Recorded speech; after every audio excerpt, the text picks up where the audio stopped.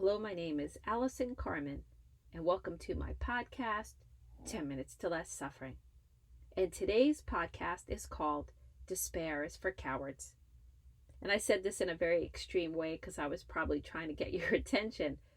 But the truth is, despair is a form of being addicted to certainty. Because when we say we feel despair, what we're doing is we're taking the past and we're looking at the present and we're believing that it could never be different. Despair doesn't ask a lot of us, and it's an easier way to think because you don't need to look beyond what you see in the moment or what you saw in the past. But the problem is that as we grab for despair and we grab for certainty, we're just going to keep repeating the same things over and over again. We're going to live in the fear, and we're going to keep bringing the things that we don't like forward. And believe me, I understand. I've been on Twitter, I'm watching the news, I'm looking at Facebook, and there's a lot out there with the pandemic and the variants and conflicts and new weather patterns. There's so much happening. But if we decide to choose despair and we let the fear take over and we let our biggest fears become our truth, then we will become paralyzed. The stress and worry will overtake us. We won't be able to enjoy the beautiful things we have in our lives, and we will have less energy and strength to be innovative and creative to create a new future. So if we choose not to be in despair, then we choose hope. And hope is not saying, I am certain that things will be different. Hope, in my opinion, is not clinging for certainty. Hope is courageous. Hope is looking ahead and saying, I don't know what's going to happen next. I don't like what's happening right now. I find it scary. I find it upsetting. I find it overwhelming. But I realize that the future is unknown. Miracles happen. Things can change.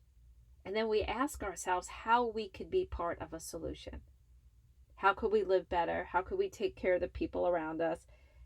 How can we help solve the problems that are facing the world today? So hope is the path of resilience, of courage.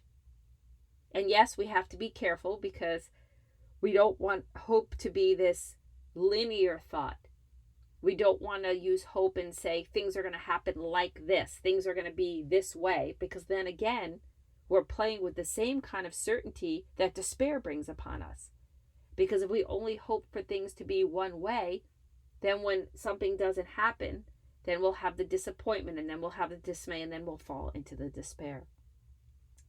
So the kind of hope that I'm talking about is this wide perspective, this open place where we're willing to see things differently, where we're willing to allow things to change. And then we are able to come back to the moment and see what's going on in our lives, because there are still beautiful things happening. And that's what despair does. It not only makes us believe in this horrible future, this certain doom and gloom, it also steals the moment. It steals from our lives because that despair just overtakes everything. So we keep coming back to our relationship with uncertainty is going to dictate how we're going to show up every day. And it's not denying sadness. It's not denying pain. It's not denying suffering. That's what people like to tell you. They like to tell you if you're hopeful, that means you're not seeing things for what they are. But when you really look at it, when people say that to you, they're in certainty. They're not dreaming. They're not being innovative. They're trying to make you believe that nothing can be different. And then other people will tell you, well, then just don't watch the news. Look away. But looking away is not the answer either. Denying suffering, denying what's happening, that's never going to lead to good solutions. So what it's really all about is certainty and uncertainty. So anybody who's trying to sell you despair, sell you doom and gloom, making you believe that things can never change, they're looking for certainty. They're looking to prepare themselves for the worst. And that's what makes them feel better. I'm going to prepare when the worst thing happens in my life. That's a very unhappy way to live, and it's not an innovative or creative way to live. And the person might look so smart because they were telling you facts, and they're telling you statistics, and they're telling you past stories. But they're forgetting the miracle. They're forgetting that things always change. They are not the most courageous person in the room. The most courageous person in the room is the one that does not look away, but still holds hope, that sits there and thinks about what's possible, what can be different, how I can make this different. And at the same time looks in the moment and says, what's the best I can do in this moment? What can I enjoy? Where are my blessings? And what action can I take? This is such an important time not to grasp for certainty, because what helped you yesterday, what helped you last week, what helped you last year might not be what's going to help you today and tomorrow. Certainty is not going to get us out of these events that are happening in the world. We only reach for certainty because we're trying to make ourselves feel better. We're trying to brace ourselves for the worst. But that's not our best lives. And that's truly not what we want. So the fact that you don't know what's going to happen next is such a beautiful thing.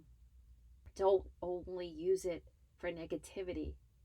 Use it for hope. Think about things in your lives that happened in the past you never expected, that were beautiful, that were glorious, that were amazing. And know that new things can happen that are just as amazing and wonderful. Do you have to work hard? Yeah, sure, maybe. Do you have to put your time in? Do you have to go through uncomfortable moments? That all could be possible. But it doesn't mean it's not going to land you in a beautiful, wonderful place. We have to remember that life always changes. And within that change is always hope and possibility. So again, if you find yourself watching the news, listening to people, and they're so certain, maybe think about this idea that despair is for cowards. Maybe think about this idea how despair is very sad. In a way, it's lifeless. In a way, it's stopping when life is still moving. Always remember that life keeps flowing. It keeps moving. And it's not our job to judge it. It's not our job to predict what will happen next. It's our job to keep letting go. Keep embracing what life is giving us. Keep staying hopeful. Keep working for the things that we care about. Keep trying to make the world a better place. Keep trying to innovate and create and live our best lives. Despair takes us off the playing field.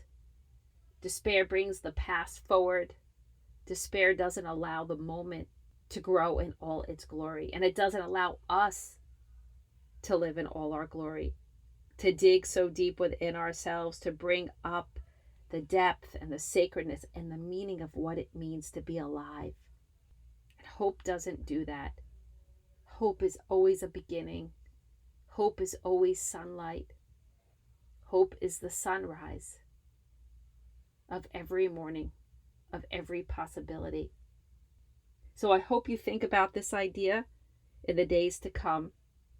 And I hope you also remember this idea of maybe. Because despair is the maybe not. And hope is the other side of it. Maybe everything will be okay. Maybe my thoughts in this moment are not true. My thoughts of unhappiness and negativity and despair. Maybe there's something else. Maybe I'm just not seeing it. Maybe the solution will come. Maybe today's not that great, but maybe tomorrow will be. Maybe, maybe, maybe, maybe. Say it every minute, say it every day.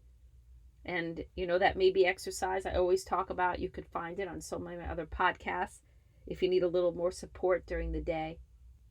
Life is so vast and so big, and let it just keep flowing and ride with it.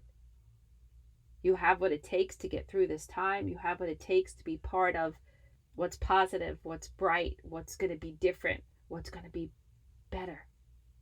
We can do this, but we can't let despair creep in. We can't let despair own us. We need to own this life that we are so blessed to live. And we do that when we stay in gratitude and we stay in hope, and when we remember that maybe the best is yet to come.